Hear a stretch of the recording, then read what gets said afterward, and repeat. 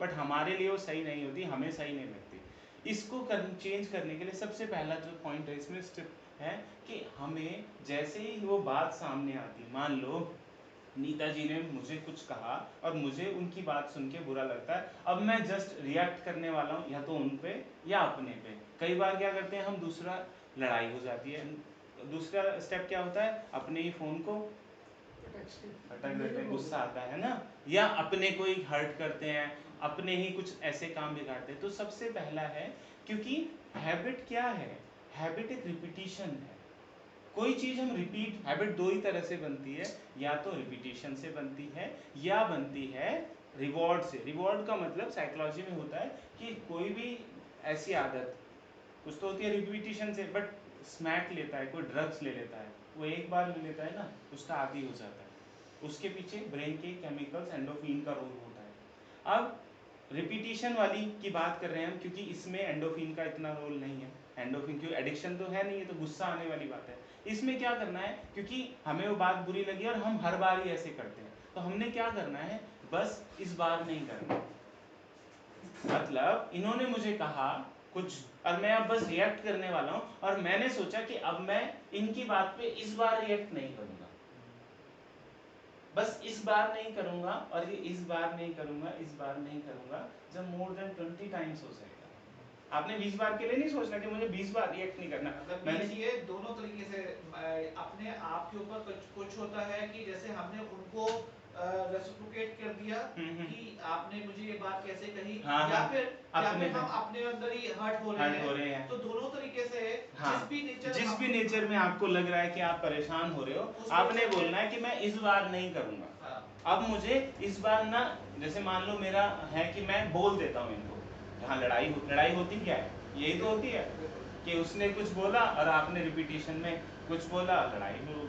अब आपने क्या बोलना है कि मैंने खाली इस बार नहीं इसको कुछ बोलना है, ठीक है, इस बार कुछ नहीं बोलना है, इस बार कुछ नहीं बोलना। और ये जब मोर देन 20 टाइम्स हो जाएगा, तो क्या हुआ, ब्रेन में एक आप नया रास्ता बना दिया आपने, जिसको हम पहले बात कर रहे थे, न्यूरल पाथवेज होते हैं। जैसे बरसात हुई, यहाँ पर बरसात हुई, बरसात ने अपना रास्ता अभी इधर बना लिया था, हर बार बारिश होती इधर हो गया। अब हमने देखा कि ये पड़ोसी की दीवार में को जा रहा है पानी, कल को आ जाएगा लड़ने के, तुम्हारी बरसात की पानी की वजह से मेरी दीवार खराब हो गई। अब हम क्या कर रहे हैं, एक नया रास्ता बनाते हैं। तो नए रास्ते में क्या होता है, पहली बार बारिश होती है, पानी उधर भाग रहा होता है, हम उसको रोक के इधर निकाल रहे होते हैं। और जब ये 5-10 बार प्रोसेस हो जाता है, तो क्या होता है, वो रास्ता चौड़ा हो जाता है, ये रास्ता बंद होने लगता है। सेम ऐसा ही होता है हमारे माइंड के साथ, जिसको हम न्यूरल पाथवेज बोल रहे हैं कि एक नया रास्ता बनाने के लिए हम न्यूरल पाथवेज में हमने नया रास्ता बनाया, तो पुराना रास्ता धीरे धीरे ऑटोमेटिकली बंद होने लगता है। क्या होता है,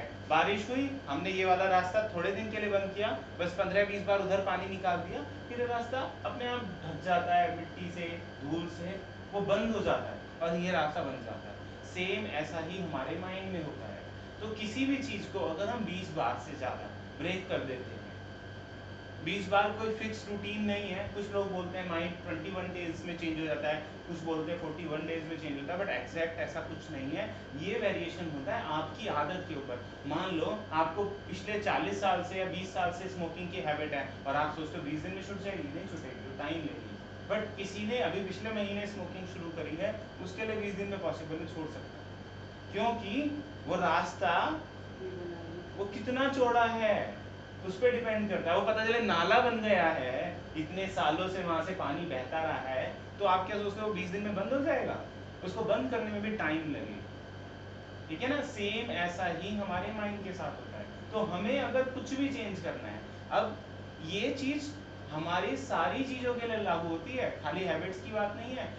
माइंड में डिसीज के भी पैटर्न्स होते हैं, न्यूरल पाथवेज होते हैं। इसीलिए क्या होता है, बहुत बार हमें एक दर्द ठीक होता है, दूसरा शुरू हो रहा होता है, क्योंकि बॉडी पे तो चेंज कर रहे हो, माइंड में न्यूरल पाथवेज में चेंजेस नहीं हुए हैं। हम क्या करते हैं, जैसे मैंने पिछली क्लास में बोला था कि हम खाली 2 मिनट के लिए बॉडी पोस्चर को चेंज करते हैं।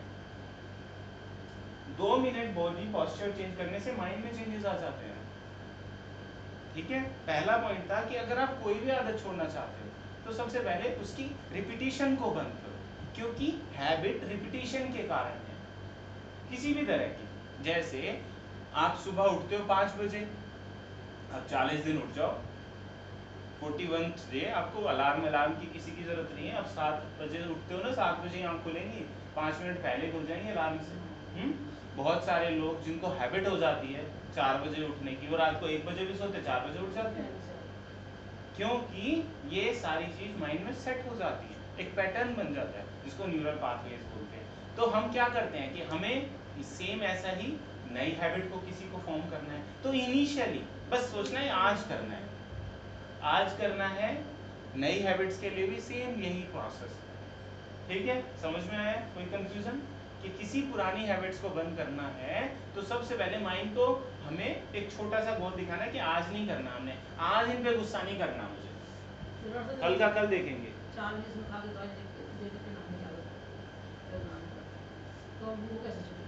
देखो दवाई का एक अलग प्रोसेस है, उसकी हम डी एडिक्शन में बात करेंगे, इसमें नहीं कर सकते। उसमें ब्रेन में जो केमिकल्स है ना उसका रोल प्ले होता है। जैसे शराबी होता है, शराबी बहुत कोशिश करता है, शराब नहीं छोड़ पाता, उसका अलग रीजन होता है, ठीक है? अभी दवाई की बात नहीं करें, दवाई की बात बाद में करेंगे। नेक्स्ट है, हमें ऐसी जगह को अवॉइड करना चाहिए जो हमारी उस हैबिट को ट्रिगर करती है। फॉर एग्जाम्पल, इन्होंने मुझे कुछ बोला, अगर मैं इनके सामने खड़ा रहूंगा